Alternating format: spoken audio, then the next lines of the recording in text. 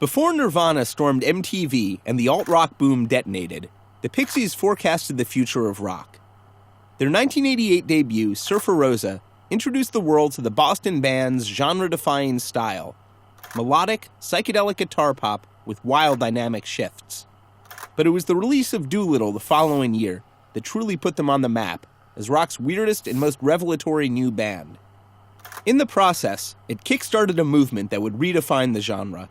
Drummer David Lovering, guitarist Joey Santiago, bassist Kim Deal, and frontman Charles Thompson, aka Black Francis, didn't seem like the type of group to lead a revolution.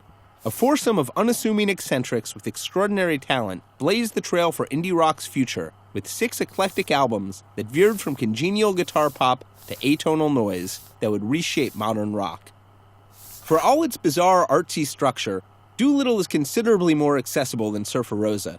Producer Gil Norton helped the band shape a smoother-sounding, more commercially friendly record than their previous two. He kept the band's raw edges intact, though.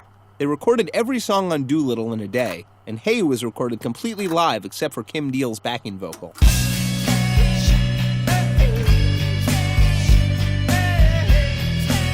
Black Francis's surreal sense of humor played as much a part of the Pixies' off-kilter style as their noisy guitars, setting them far apart both from the hair metal bands dominating mainstream radio and the overly earnest songwriters in the college rock scene.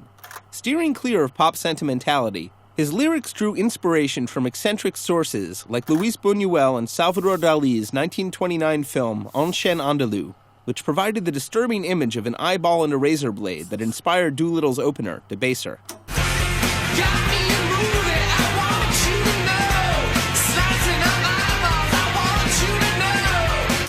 On the album's lead single, Monkey Gone to Heaven, Black Francis examines religion and environmental catastrophe through an absurdist filter. Lyrically, it offers a cryptic combination of mythology, numerology, and a vivid description of urban water pollution. Musically, it stands as one of the album's most pop-friendly cuts, thanks to its shimmering vocal harmonies and a string arrangement, inspired by Kim Deal plucking the strings on a piano during a lull in the recording session.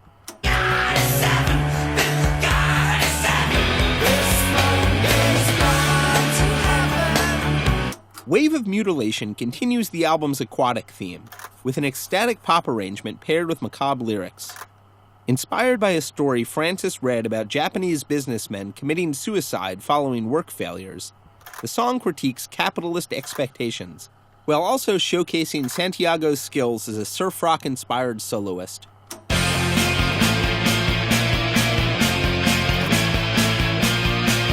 A slower version of the track was released as the B-side in the UK, and became a fan favorite in the States despite being hard to come by in American record stores.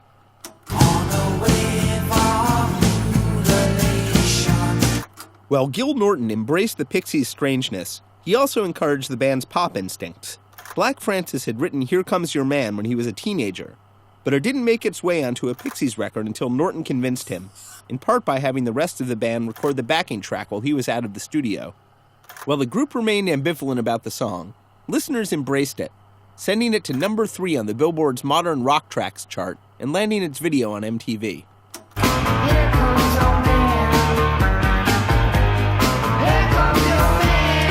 As hesitant as the band was about embracing their pop side, it still inspired a backlash in indie circles, where aggressive noise was considered a mark of authenticity. Big Black frontman Steve Albini, who produced Surfer Rosa, tore into the band in a 1991 issue of Forced Exposure, saying, "Never have I seen 4 cows more anxious to be led around by their nose rings." Despite the criticism from the underground rock scene, Doolittle was embraced by open-minded listeners from the start. But it wasn't until years later that it was widely recognized as one of the best records of the 1980s. The Pixies threw out rock's rulebook in order to create their oddball masterpiece, and in the process, they managed to rewrite it completely.